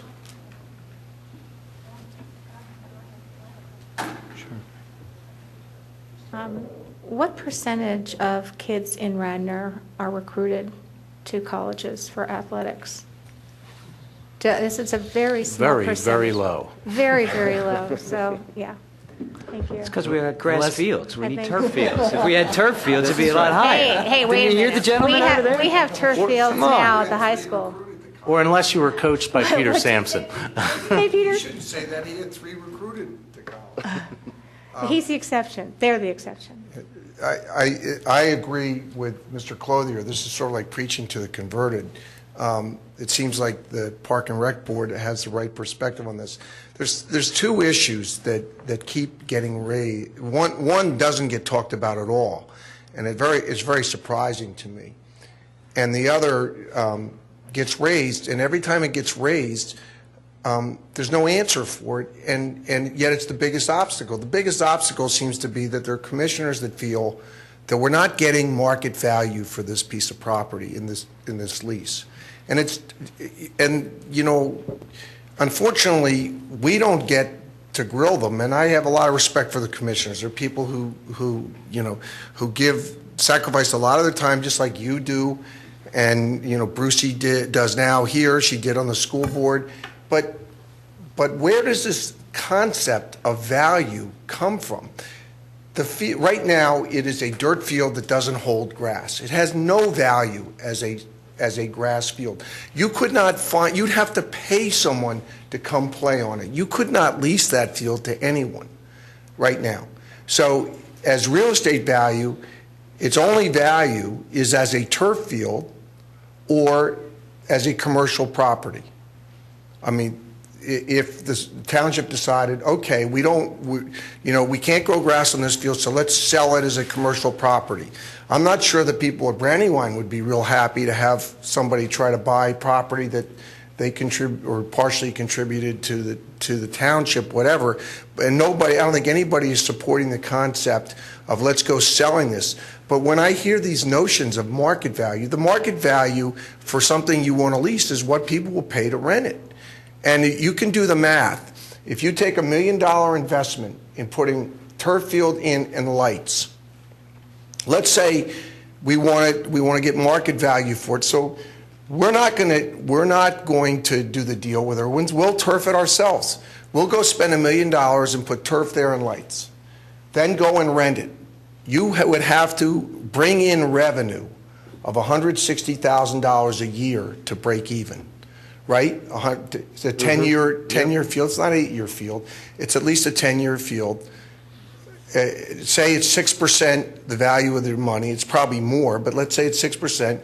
You'd need to bring in $160,000. That's before you paid the person who managed the leasing, and that's before you maintain the field. You have to still line it from time to time, unless you're going to put 50 types of lines on it. You're not going to get $160,000 leasing the field. I mean, go talk to the people at USTC, where they charge $200 an hour for their turf field. There's nobody making $160,000 a year on one turf field around here. So I don't know where the market value comes, and I think that's where those who are in favor of this, have to attack it. There's another thing that is not being discussed. But every year, at least 2 years over the last 5, I've sat in meetings where it's announced, Memorial is closed. It's too unsafe to play. And so lacrosse says that's not a solution to our problem. We haven't been on that field in 10 years. We haven't played a lacrosse game on that field in 10 years. So let's say then I drive out of the Radnor train station and I see kids on the field and I say, I thought it was closed. And they say, well, we're so stuck with fields, we had to put this group on it. I got news for you. The first time someone in that group gets seriously hurt, I would love to see the defense to that lawsuit. I would love to see how someone's going to handle the deposition where they say, Sampson, were you at a meeting about this field? Yes. What were you told? I was told the field was too unsafe to play. And then 4 weeks later, we're putting people on the field because the other fields are being overused. And we're saying, well, this is the least likely to get hurt. These are the kids least likely to get hurt. I'm telling you, that's the one side. That's the time I'd like to be on the other side of that lawsuit. I mean, I think it's something we have to consider. This is a way to get all of the hours that we're getting now on that field, plus more, and it would be safe. There is absolutely no literature, no study that would support that a turf field would be more injurious than a grass field. In fact, I think the statistics are much more favorable for the new turf. So I just think that going forward, we have to attack this value concept, and we need to face the fact of the safety issue. We can't keep turning around saying that closing the field and then 6 weeks later saying, well, we're stuck, we got to use it.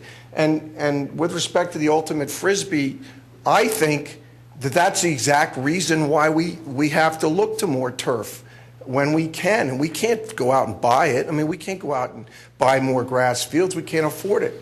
So what do we use? We get a free tax field that Irwin's paying us. We get the same amount of use, and we stack more and more people there. With respect to the traffic between, you're talking about township use from 6 o'clock to 9:30. That's not it's the safest place that you can think of in this township, where you can have cars come to pick up 40 kids and cars come to take away 40 kids at the same time. You've all stood in line at some point at Radnor Way when cars are stacked up when there's an exchange of field on the turf. Radnor Memorial Park would be ideal. You could even set it up that the kids leaving the field go to the parking lot at the end, and the kids dropping off get dropped off at the head, or vice versa. There's parking lanes on either side to avoid being in the traffic flow. It's a much safer place to exchange 40 kids at the same time with 40 kids coming on a field. So I think, that's another safety issue. But I don't know how we attack these preconceived notions of market value. I mean, and I don't know whether the Park and Rec Board has some genius that can get through to some people on this. I just wanted to finish the thought. I think it's great that we have people exercising, playing ultimate Frisbee, and there's a rugby program. But these things wear out grass fields too. And, when I started the lacrosse program, I had auxiliary field at the high school. It's not even used now. And I was told by the then head of Parks and Rec, that's the only field you have in the township until we get more fields. And thank God Ditmar was built and we got to use Ditmar. But until then, we had one field. And so, now we're talking about a whole lot more field usage just within the Radnor public school community. But I'm also told that St. Catherine's is using more field time than ever. And, there's a men's soccer group that's using, there were no men's soccer groups using soccer fields when, 20 years ago. So we've got a lot more demand for fields, and we're still got the same limits on field space. So, Peter, have the drains been fixed at Ditmar? I don't know. I haven't seen a You're problem. not, oh, you haven't? 'Cause We were told we could use A, but we stayed off it. So basically, Ultimate Frisbee could be using the A field this spring. I mean, we've used it very sparingly, very little. So, I don't really. Thanks. Thank you, Peter. He said ultimately, Ultimate Frisbee could be using it this spring. I think middle school lacrosse is there. Middle school 7th and 8th grade lacrosse is there, Yeah, after but school. We only use one field for that, generally. Any other public participation? Middle school lacrosse is using A, Tammy? They Or were B? using B. Okay. Mike Lahota, Poplar Avenue, Radnor Soccer Club. Reiterate a lot of what Peter said, and that is that I see a lot, I've talked to several commissioners on this issue. They all seem to come up with different ways that they want to value it. Also to reiterate what he's, well, actually to change something that he said.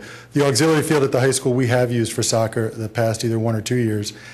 I believe just the past 1 year. And the main reason for that was because we were forced into it due to field shortages. It's not ideal, but it's probably a little bit better than Memorial. And if anybody was going to discuss issues with parking and drop off and pickup, I would have to think that whatever that road is by Enki would have to come up into any I mean, there's a tenth of the amount of space there as there is at Memorial, probably a 50th of that amount of space. That is a mess. But those are some of our best fields between Prevost and Enki, and like I said, we also use. I'm assuming that auxiliary is in between Prevost and Enki. Peter, is that what you referred? It's all three. Okay. Yeah, the grass tee in between there we have used. I looked at it. I mean, the main way that I looked at it as a member of the Radnor Soccer Club in charge of boys travel soccer, involved in lacrosse, involved in baseball, involved in basketball, which doesn't affect the fields. I'm just looking at hours. I'm not looking at is that field worth is that property worth $5 million? Is it worth $3 million? I don't know. But I mean, the hours that we're giving up, which in essence are about 3 hours a day during the week, and they are 3 to 6.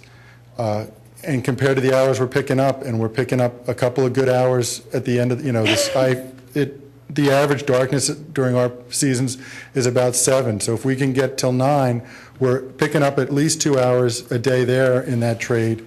We're taking a field that if you were to grade fields as A, B, or C, I would have to think that Memorial would come in pretty close to a C, and turning it into we're actually getting this usage on an A field. We're picking up a lot of hours when the fields are closed due to rain, whether it may not be raining outside. Last night, for example, all the fields in the township were closed, but by 6 o'clock last night, the weather was completely suitable to be playing sports. And we're also in, I had a couple more notes, but I lost my spot. But, Saturdays, Sundays, I know that Agnes Irwin gets at some of those Saturdays, but a lot of times, especially in the spring, March, lacrosse, we've used Memorial for softball in the past because it was a good place to gather. But there's 2 or 3 weeks in March typically when the season has officially started and the township, Paul Totaro, et cetera, have not opened up the fields, and you're just kind of sitting there in a holding pattern, or else you're going to a parking lot and trying to play on the hard top somewhere. And I just see that we're getting a lot of hours at what would, going back to my other point, was Memorial is a C field right now, C plus maybe, if you want to give it the benefit of the doubt. You're taking that up to an A. You're also allowing fields like Ditmar, which is probably a B minus to C plus right now, and by taking usage off of that, allowing that to maybe be raised up to a B+ field to be subjective in your grading of fields would also allow some of the other fields, I think, to become better fields for us for less amount of use by using that field the most. That's all really I had. But thank you for your time, and thank you for all of your efforts. I know that you guys have really put a lot of work into it. I know that Tammy and the entire township staff has put a lot of work into it. Thank you. Thank you. Thanks. Anyone else?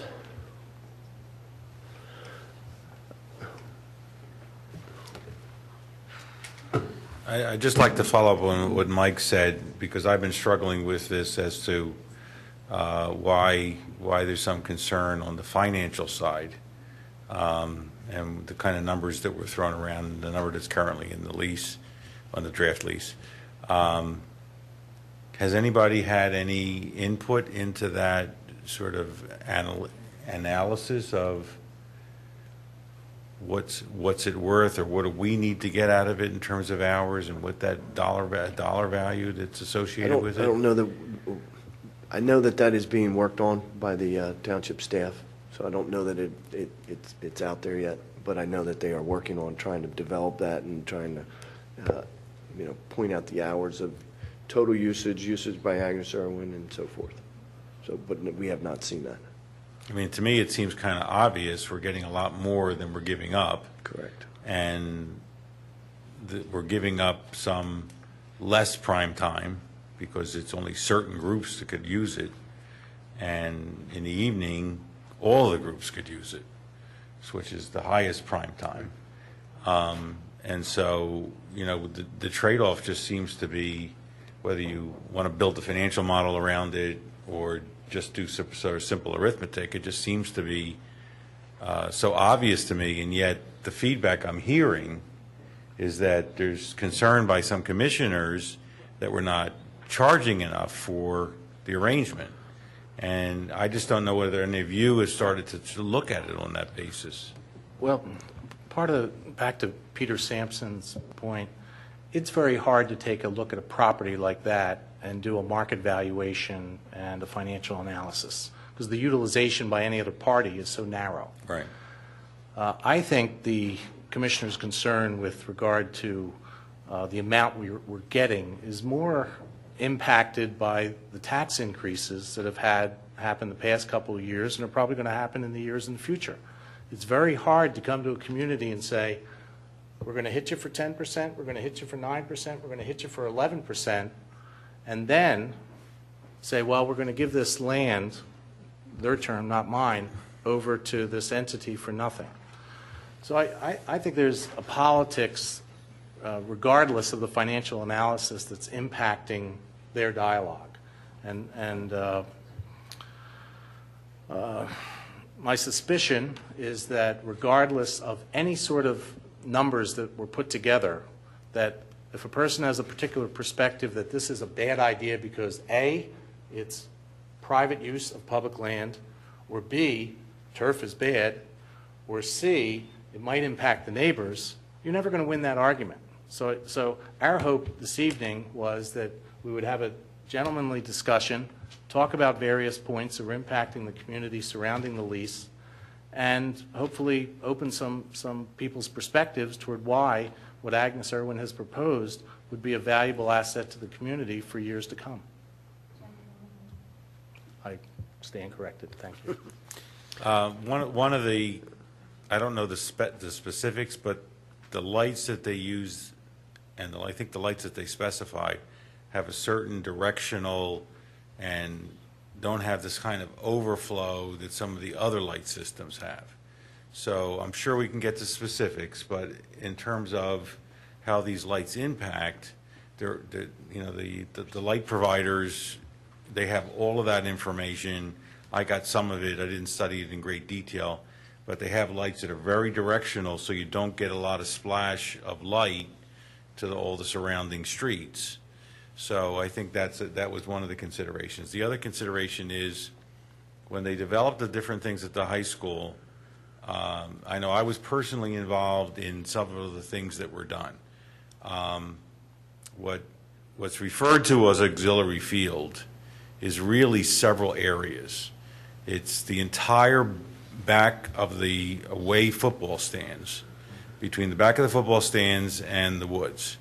The biggest problem has been the size of it. It's very long, but it was narrow. So now that I hear that Ultimate Frisbee doesn't need as wide a field, and that field, as Brucey said, was out of commission because they took the dirt from the middle school, piled it up, and it wasn't until this year that grass is now growing there, and they said it can be used as a grass field. Now, there are some other things that have to be done. It probably needs a fence because any disc or ball you need, if it goes into the woods, it's lost. So there probably needs some improvement to keep that from happening. But then there's also the other part of auxiliary that's between the end of the football field and the Enke, the fence that defines Enke turf field. That area is used for football, it's used for track and field, it's used for a lot of things. It has been in various stages of goodness and badness, depending on how much it gets used, and they keep on, trying to bring it back. But those areas are very usable. And the other area, the other aspect of that was the light standards that were put for the football field were put in position so that lights could be put on them to shine on that auxiliary field. We even have the lights. If anybody wants to put the money out to put them up, Little League bought the lights from the vet. Before they tore down the vet, they're sitting in Fenimore Woods waiting for somebody to use them. So if anybody wants them, I've told this to the school district, I've told this to other people, if they want them, especially for anything in Radnor Township, otherwise we're going to have to trash them. The other area is when the lights were put in for the Enke turf field, we really wanted to have more time to raise money to extend the turf field all the way to the woods. There is a narrow strip. I haven't measured it. It's probably 40-ish yards wide. It's not. It's graded a little bit, but it's a big area. It's very long. It's probably 130, 140 yards long. That area is underutilized. Now, maybe it needs some grading. I don't know, but it's another big area at the high school that's very underutilized. And the hope was that we'd raise some more money and extend the turf field. When this turf wears out, we'd be able to raise money to extend it and then have basically two very large fields where now we have one. Aren't those fields swamps? They're really wet. Were you talking about that are along the woods? They get really, really wet. The one that's next to the woods drains into the woods. The one that's between the two fields, that's the one that holds water. And that's the one we're using for football practice until before Prevost was turfed. They beat it to death because they didn't have any place else to go. Right. But there's area there, and there's the prime area now would be behind the stands, because it's not an area that has that sort of low level holding of water. But I agree with what Tom said, that I've been talking to Tammy and Leah. There's lots of other areas that we move people around a little bit, and all of a sudden we open another big field up. So it just takes a little bit, of work at it to sort of look, what can we rearrange. It would be better if those fields were available to high school, because then those kids are there after school. Right.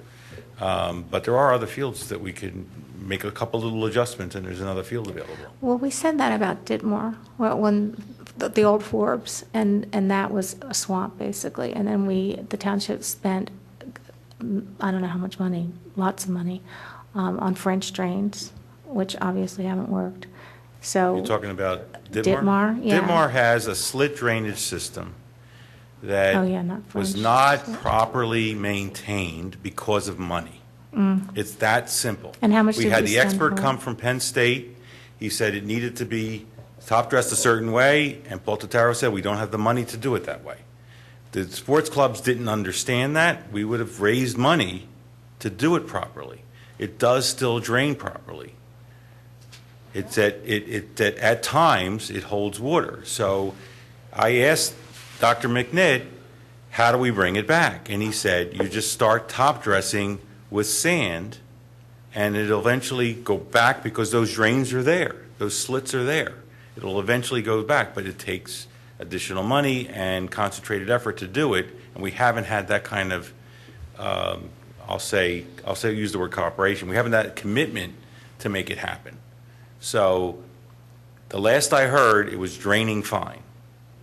That's the last I heard. So do you think that kind of drainage system is going to be needed at the fields at the high school that you're talking about? I don't know about the We're getting fields a at the little high off school. point. We did find another solution when we did the Give Grass a Chance Committee, and that solution was less expensive than the split drain that's at Ditmar, and it was put in at the middle school. We didn't get a cost for it to do other fields, but we said, let's see how it works, and then we could retrofit some other fields so that they would put this additional drainages and drain better. And the top of the list, at the top of the list would be the South Devon fields and probably the North Wayne field, because those have the worst drainage. Thank you. All right, thank you, Bob. Thanks, Bob. Benton, can I make a comment? Yes, sir.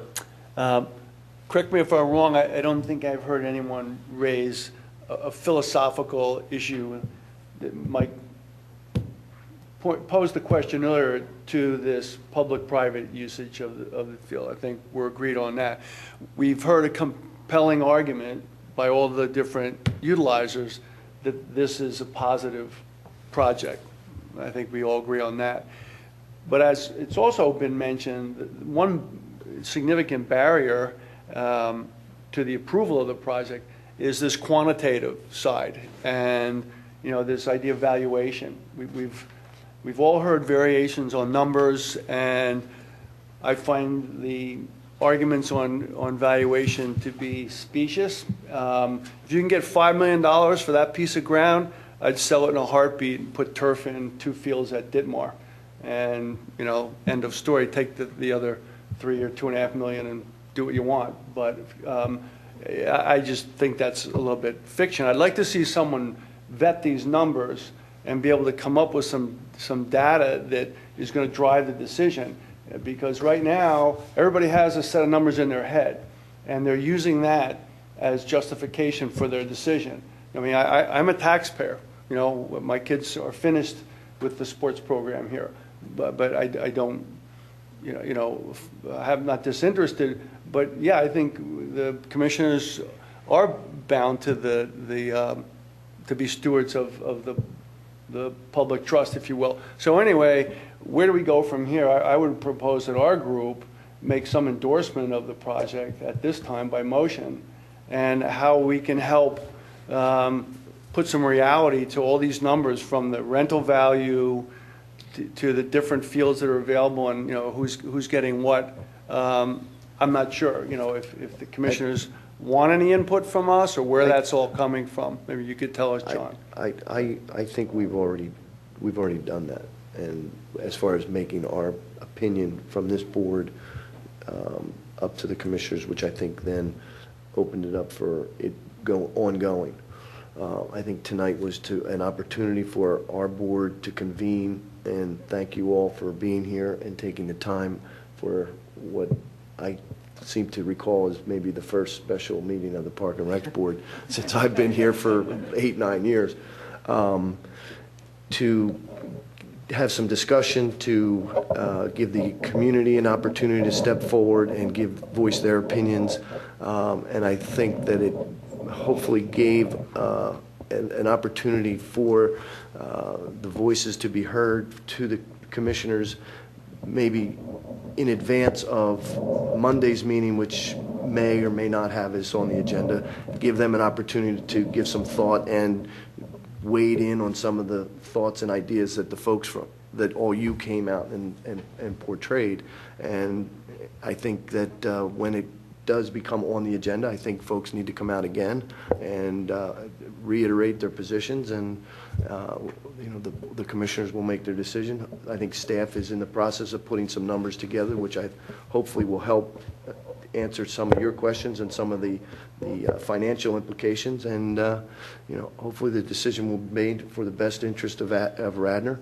I think we have 2 parties that have needs, and I think that, I think the overall opinion or thought is that it's a good proposal. Was the board expecting, was there expectation for a motion to come out of this meeting? No. This was more or less an opportunity to facilitate some discussion and also give the public an opportunity to come out and voice their thoughts. And I think it's important to note that this is I believe, by my count, the 5th meeting that this board has had, which has allowed for public comment since the initial proposal was brought up. I know members of this board have participated in 2 subcommittee meetings of the commissioners. Yep. I think it's just important to get that out there, that there's been what I would characterize as ample opportunity for the public to comment on the motion that the commissioners are ultimately going to be voting on, not to mention the commissioner meetings themselves.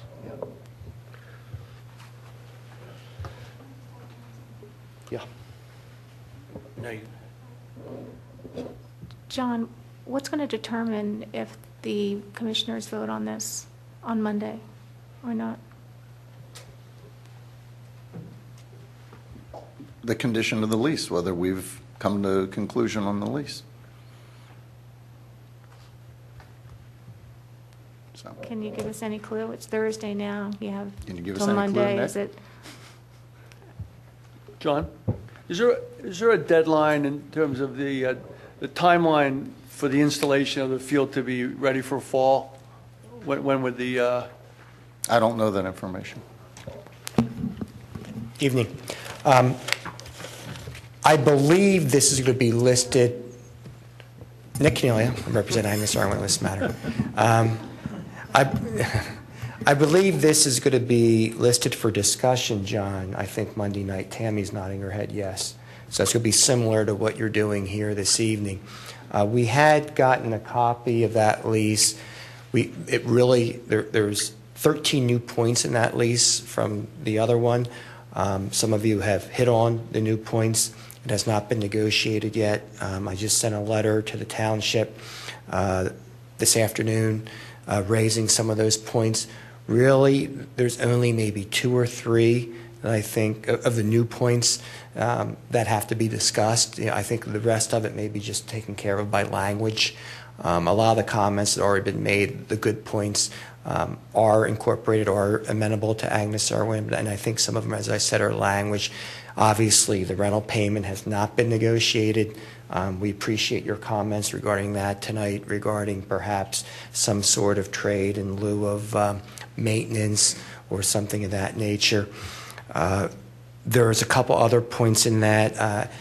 Mike mentioned the continuation to maintain even after the lease is terminated, which I don't know why Agnes Irwin would do that, saying they still have to maintain the field after they've been kicked off the field or the lease terminates.